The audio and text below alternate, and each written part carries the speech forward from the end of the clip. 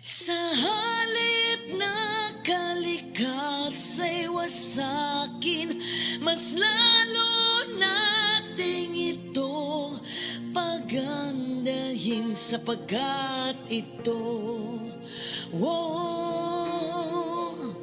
sapagkat ito ang tahanan natin.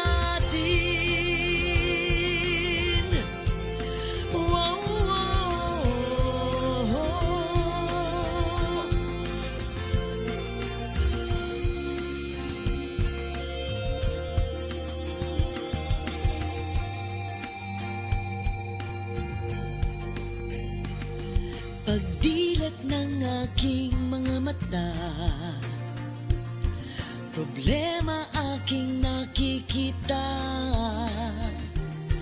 Problema sa dagat at sa kagubatan, lupang katutubo'y pinag-aagawan.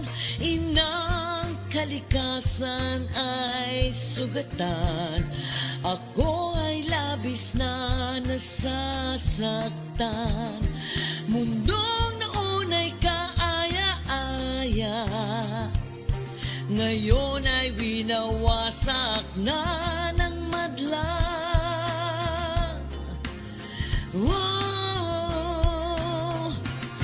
Mga kabataan tayo na't magtulungan, tayo ay magkaisa at magsama-sama.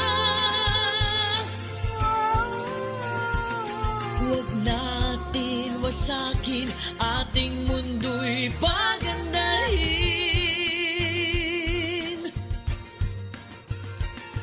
Masdan mo ang kapaligiran, magkulay at may buhay kung saan-saan, sa ilog, dagat at sa sangkalupaan. Dahil nagtulungan, hilumin ang kalikasan. Mga kabataan tayo na magtulungan, tayo ay magkaisa at magsama-sama. Huwag natin wasakin, ating mundo'y pagandahin.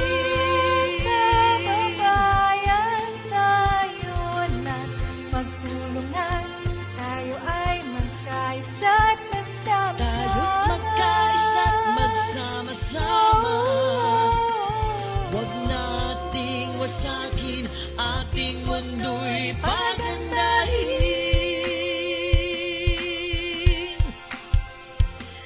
Mga kabataan tayo na't magtulungan, tayo ay magkaisa at magsama-sama.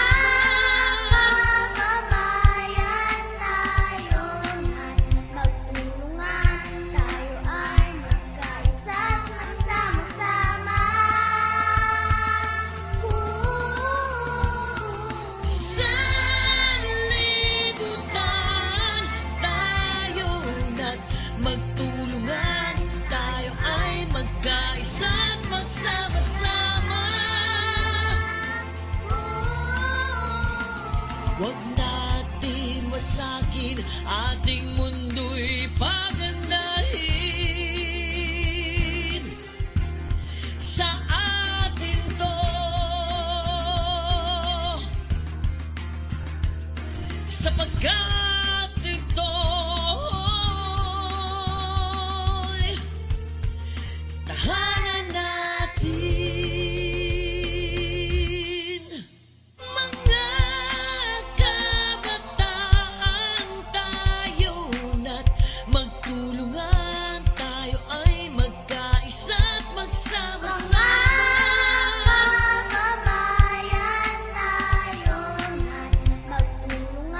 Tayo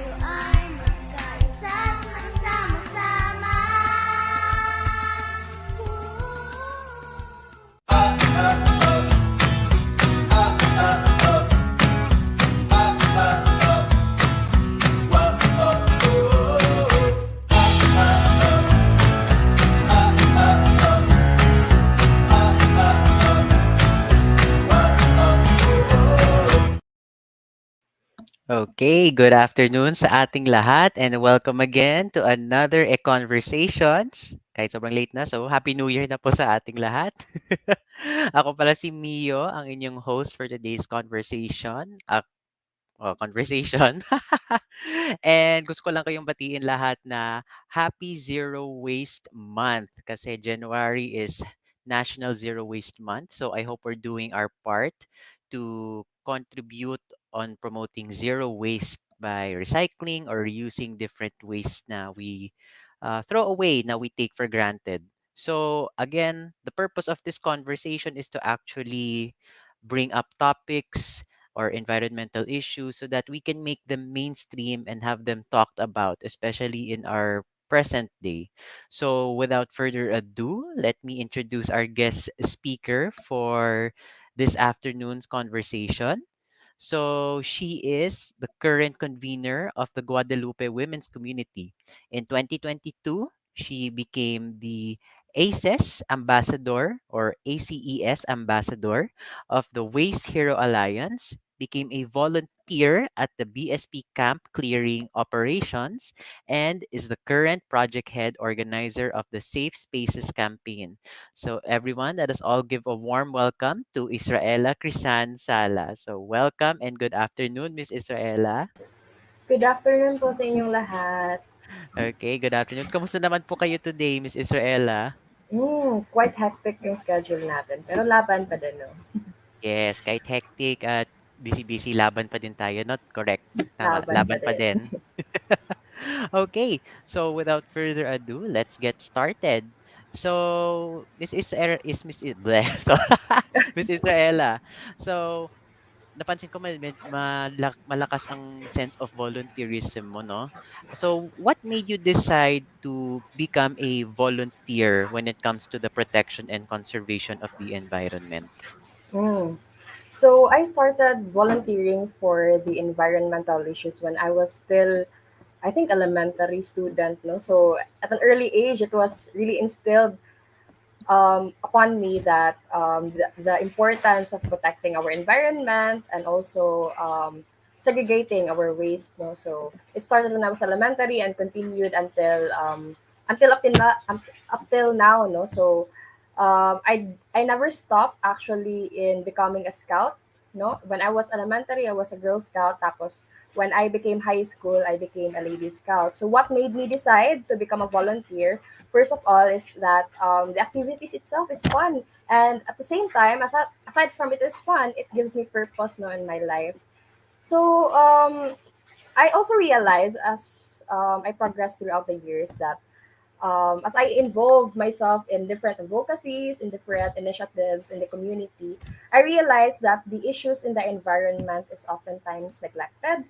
um, there are initiatives, yes, there are initiatives to deal with the environmental issues. However, it is not strengthened because I think, no, because the problem itself is systematic, no, that maybe we can solve a certain part of the issue, but not necessarily the whole itself, no, and the wholeness of the problem is really systematic and quite complicated to solve itself. So um, as a young volunteer, as a young person, no, as a young leader, it is not bad, or it is a good idea, rather it is a good idea to start somewhere. So as a volunteer, it is good to start in the minimal levels, such as volunteering in cleanup drives and clearing operations, so that your values will build up. And as you progress as a leader, no, as you widen your scope or your landscape, you will be able to influence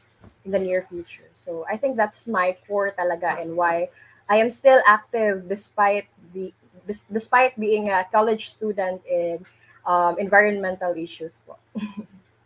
Yeah, that's good to hear, no, na ever since you were young pala, you've had this sense of purpose to actually help in promoting the protection of our environment. And tama ka nga din, no, na when we solve different environmental problems, hindi naman siya within a snap siya solve eh. Kasi there are different branches to that problem na connected pa din. Na kailangan, if you solve this, you need to solve this other branch na connected pa rin dun sa problem na yon. Hindi lang siya in one take talaga. So it's really a very timely, yet at the same time, it will be very worth it in the end to see the fruits of your labor talaga, no? So, you've mentioned you have a lot of advocacies. Meron ka bang, let's say, bias, meron ka bang bias or really na pinaglalaban na environmental advocacy? Right now, I'm actually part of the organization called Youth Claims Boo. And one of our initiatives right now we're still in the stages of consultation with the affected people and also the experts. Now, there's an issue in within Cebu City. Cebu City is a city in Cebu. The issue is the building a power plant, LNG power plant. So LNG means liquefied natural gas. No, and when we try to dissect, what could happen if this power plant is um, called this built within Cebu City, and the affected barangays within Cebu City are very urbanized. No, I would say it is part of most of its community is part of the urban core. So if this power plant is built in Cebu City and there are five barangays to be affected, um, the possibilities of or the outcome the possible outcome of this power plant is that first, the residents will be displaced. Aside from they will be displaced, the the area itself, since the five barangays is near the Metro Cebu area, and that Metro Cebu is very populated, no, because of course there the people gathers there to work, to buy goods. So the air itself and the pollution will heighten because of this what you call this of this power plant.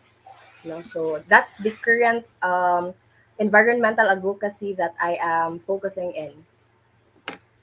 Okay, that's very good. Kasi tama nga din, no?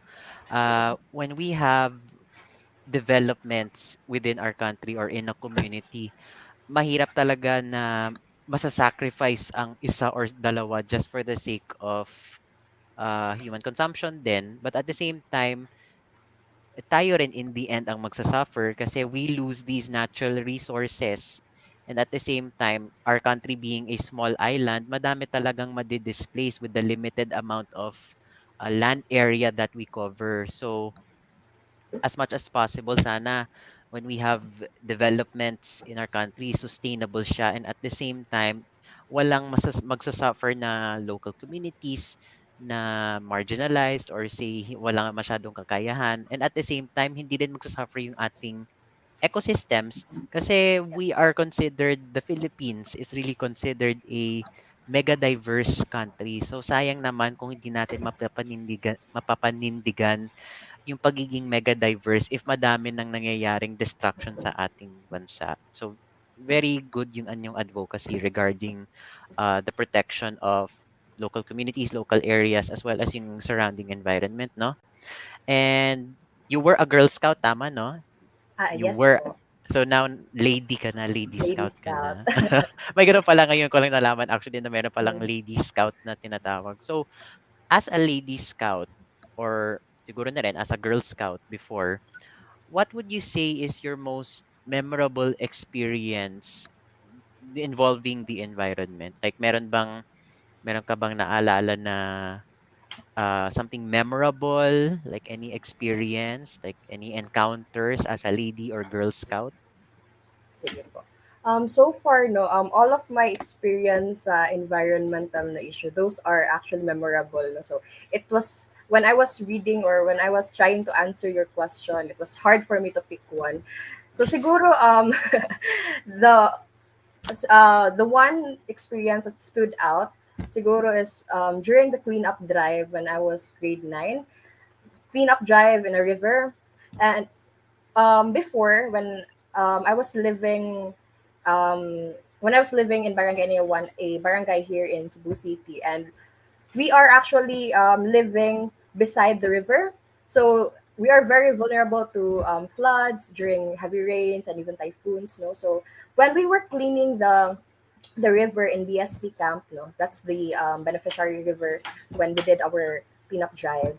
I realized something that before, when I was a kid, no, grade five, I know grade four, grade six, when I was living there, the people in the community is like they're normalizing the throwing of their waste, their solid waste into the river. So, and when as a young person, no, since I'm just what they call this, following the quote unquote um, community protocols. So for me, I thought it was normal. I thought it was maybe it's one of the practices here. So when I started, or when during the cleanup drive, I realized that what we did before was really bad for the environment, and the practice itself of throwing garbages into the river is detrimental to the health of the people beside the rivers, and also to the organisms living in the river. That's why pala na when we were scavenging in the river, we saw no fishes at all. Kaya pala, because of the pollution. Okay, so medyo parang gano'n din yung case pagdating talaga sa, let's say, Pasig. Grabe na rin yung lala ng dumi when it comes to the Pasig River na sayang, there could have been thriving freshwater life in that river, pero due to unmanaged solid waste, ayun, nag-compile up na, dumumi na at bumaho yung river na hindi na siya sustainable for living for any life in it except for the people above na who take for granted yung importance of rivers. And I think people need to understand, especially in our country, how important rivers are. Kasi rivers are connected to our ocean. So when you Yes. dump in the river, you're somehow directly dumping na rin to our oceans that affect the marine wildlife there na we are also rich in. So as a mega diverse country talaga, it gets frustrating na we take for granted these things na yung mga wildlife natin na limited na lang ang mga population. So I think it's, yeah, maganda yung we start young and we begin to realize na this is not normal what we did before, and we need to do something about it so that we can teach also younger generations not to follow in those footsteps, no? Okay. Now that we're in the topic na of solid waste and bilang National Zero Waste Month na din, ano? So, what would you say is your take on solid waste management, and how has this type of management how has this affected your life, or has it affected you in some way? Okay. So before I was living in at the barangay, no, that I was living in when I was living beside the river is called Barangay Inayawan. And Barangay Inayawan has this dump site, no? So we call that White Road, no? So we are just few kilometers away from White Road, or the dump site. So my take on solid waste management is that when we tried to dissect, no, when we tried the consultations from the for the waste pickers, no, so I realized that the problem is really systematic, no, that when we try to solve the problem, it should come from the consumers down to the pickers, down to the waste management and the recycling itself. So how is solid wastes what do you call this process, no, so that our environment will not be really dumped with garbages. Now, it is really systematic, and the solution, since it is systematic, should be systematic as well. So I think the main components, or the one that should be what they call this making the first step are the legislators of our nation, and also our local governments know that there should be laws that will protect the dignity of the waste workers, such as the pickers, the one segregating, or the one who is processing the waste in the dump sites. And also, aside from the dignity, no, we should also look at how how the waste are processed, or where do they go. So we call that the circular movement of the waste management. So I think, no, that legislation has really an important part of solving this problem. And aside from the legislation, of course, we should also look at the implementation. of the said law. So that's my take po. Okay, yes, correct po kayo diyan, 'no? It's really then a matter of implementing strong rules and laws and regulations when it comes to solid waste management. Kasi without these strong laws or rulings, people will just continue to practice impractical ways to manage their solid waste na in the end, sila rin yung magsasuffer na mawawalan sila ng natural resources because the environment around them has become so toxic for anything to live in. So it really is bringing up to our legislators how important it is that we really practice sustainable ways to manage our waste, to protect our environment. Kasi it all mostly our problems involve human intervention pagdating sa environment eh. So really, we need to have stronger rulings kasi di lang pwede na, okay, this is the law, sundan nyo lang.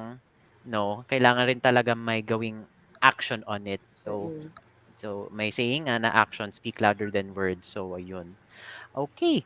So why don't we take a short break first before we move on to the remaining part of our conversation? So we'll be right back after a short break. Sige po.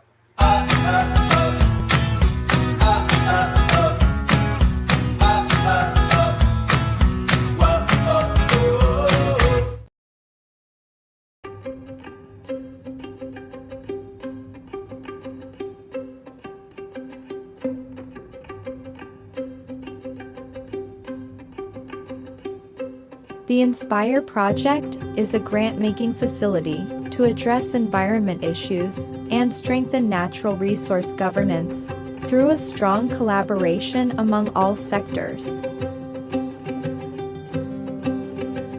In 2021, the USAID awarded the Gerry Roxas Foundation a grant to natural resource resilience and security.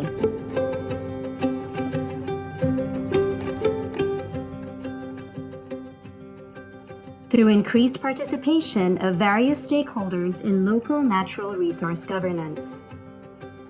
By making scientific information more engaging and inspiring for the public to take action.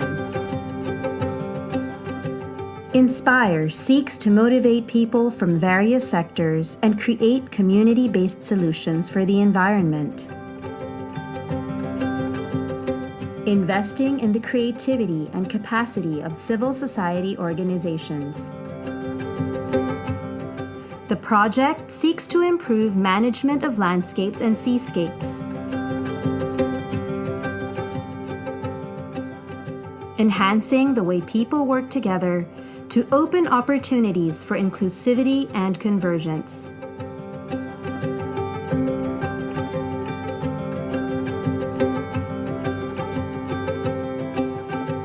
Leveraging project resources to attract investments from public and private sector.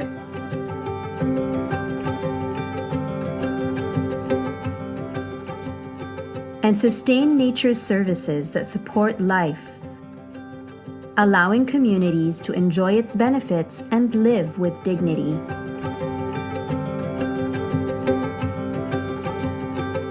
To recognize that where we live is who we are.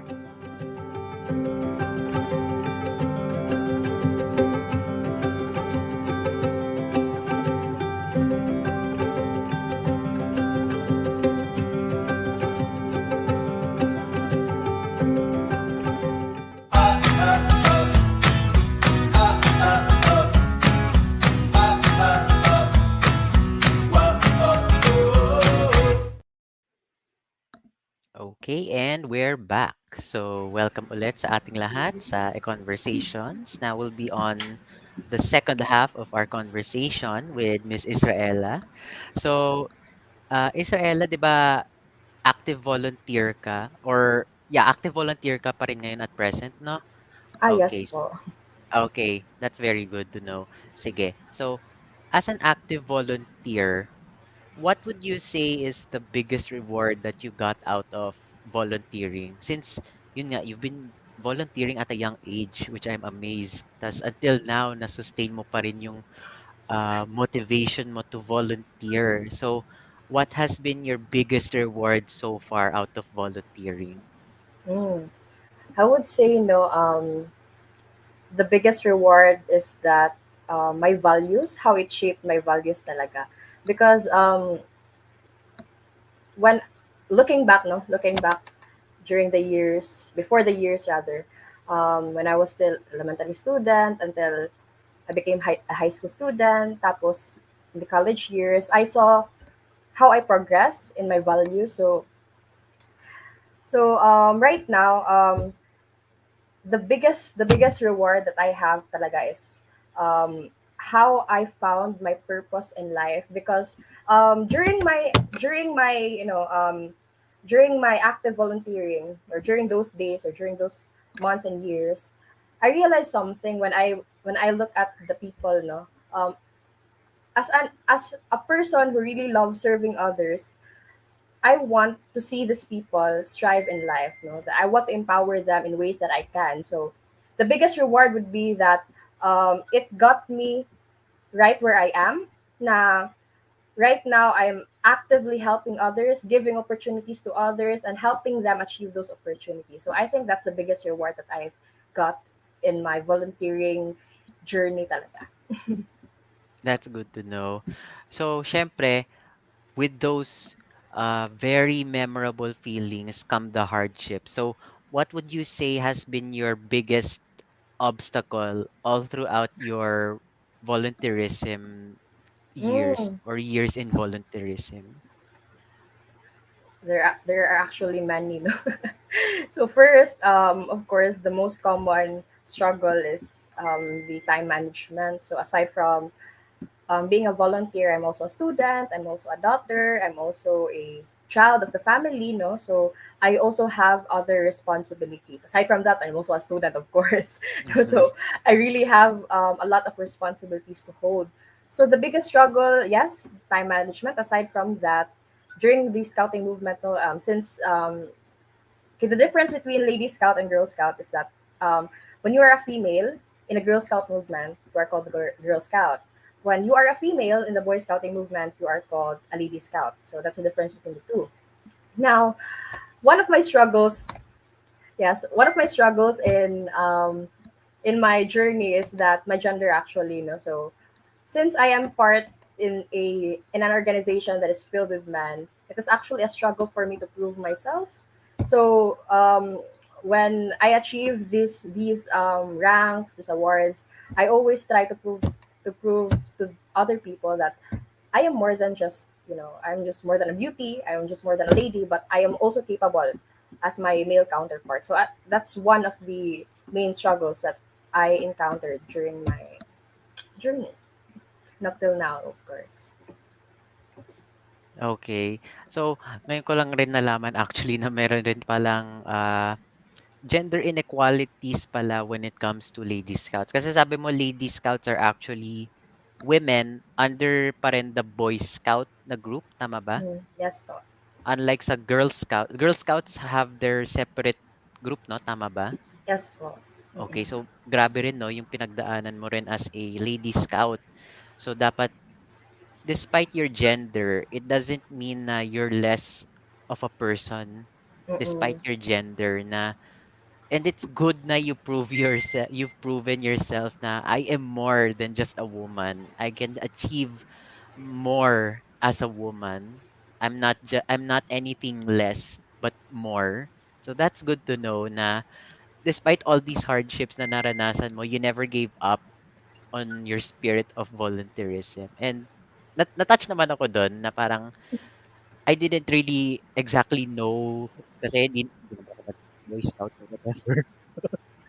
Pero thank you for opening up na meron pa rin mga discrepancies or inequalities when it comes to women in the scouting world or scouting group na despite being a girl scout or a lady scout who is almost as much as capable in my understanding sa mga iba't iba ring boy scouts, meron pa ring mga unequal na Mm. treatment. But syempre dapat ibahin pa rin natin yung mindset na women can do as much as what men can do.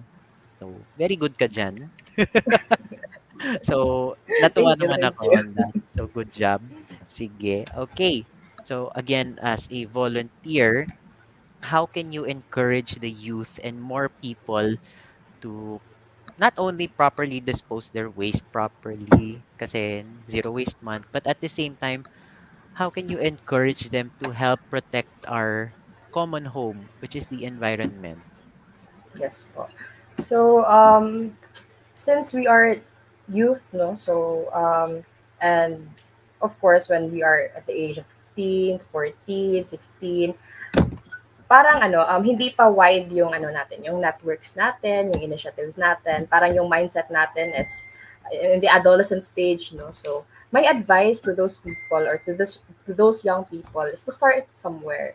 No, if you want to be part of the solution, if you have this drive, if you have this attitude, no, na I really want to help preserve our common home, which is the earth, no. So you have to start somewhere. So you have to start within yourself. Of course, try to evaluate yourself. Try to we call this in the environmental na evaluation of the self. Tapos and try to quantify your waste every day. So for example, in a day you're gonna throw 5 plastic bottles baron or like that. So you'll try to evaluate it and eventually you'll try to strive to lessen your waste. So that's one, let's say, recommendation in starting in yourself, no. So aside from starting with yourself, second is join organizations, no. Join organizations that are actively taking part of the solution, because when you are an individual, Mangood, I'm not saying that you have no impact, but you have lesser impact than those organizations that are already organized like that. So we have this ana- analogy na yung parang yung walis tingting ba yun sa Tagalog? Yung parang yung sticks na I think so. ginagamit. Walis I tingting think pa ba so. yun sa Basta Tagalog? walis. So the people said that those sticks, no, when they are alone, they have lesser impacts to the soil that they are trying to sweep. But when they are compacted, when they are as a whole, no, or they are organized, no, when there are many, they have bigger impacts to the community. So that's one of the analogy that we have in our volunteering journey, no. So it is better to join organizations really that are actively solving these issues, because in an organization there is a collective action, so you can influence more in the legislative side or in the actions itself, no. So when cleaning up, hindi lang ikaw nag-iisa. So you have many people that are with you in your initiative. So that's the second part. And also the third one is, let's give importance, or let's give value to the service providers, especially to the waste workers, no, because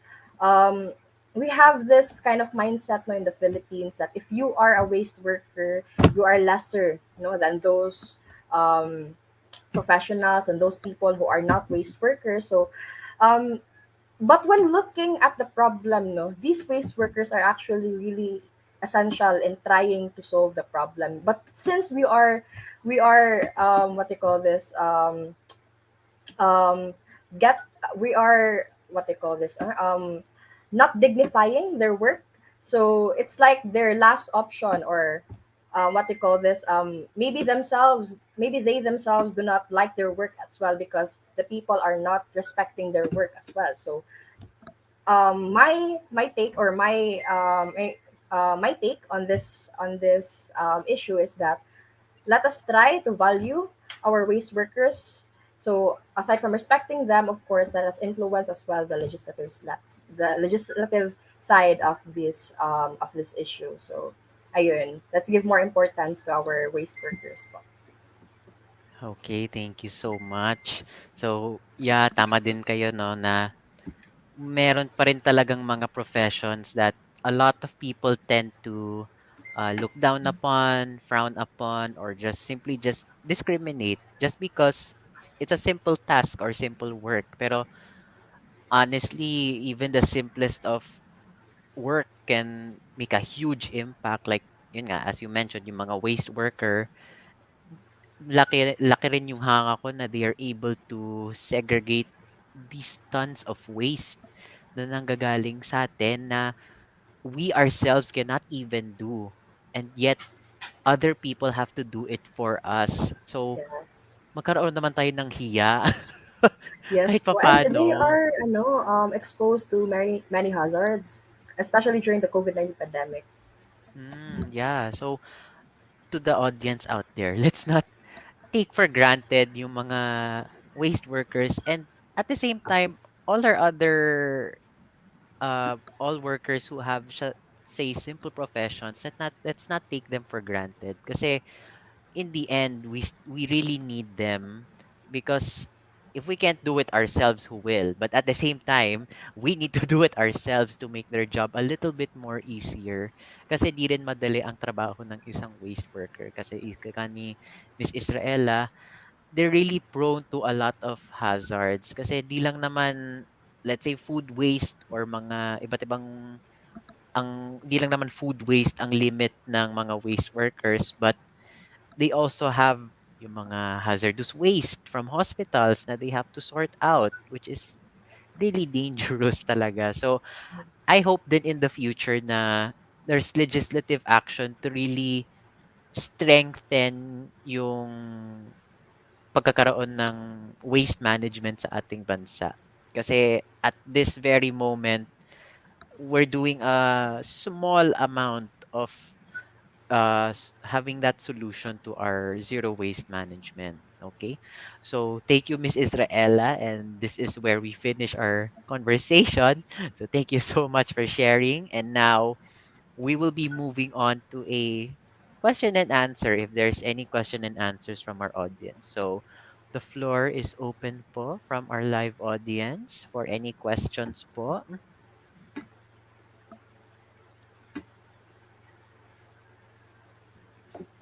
Any questions po for Miss Israela regarding her volunteer work, her advocacy for zero waste?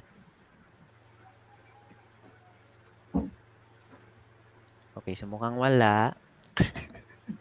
Okay, so okay lang din naman. At least we get to converse in these dialogues na we bring to the public and make them aware about these topics. Kasi syempre, who who else will hear? Even if it's just a small group, at least our voices are being heard. Kasi hindi ko naman pwede sabihin na there are voiceless groups. They have a voice. It just so happens that those voices just need to be amplified to the public so that they can be heard. Okay? So thank you again, Miss Israela, for those inspiring dialogues and inspiring answers. And speaking of inspiring, uh, so, speaking of inspiring, the USAID Philippines is calling for applicants for the Conservation Academy Fund. Yes, under the Inspire project.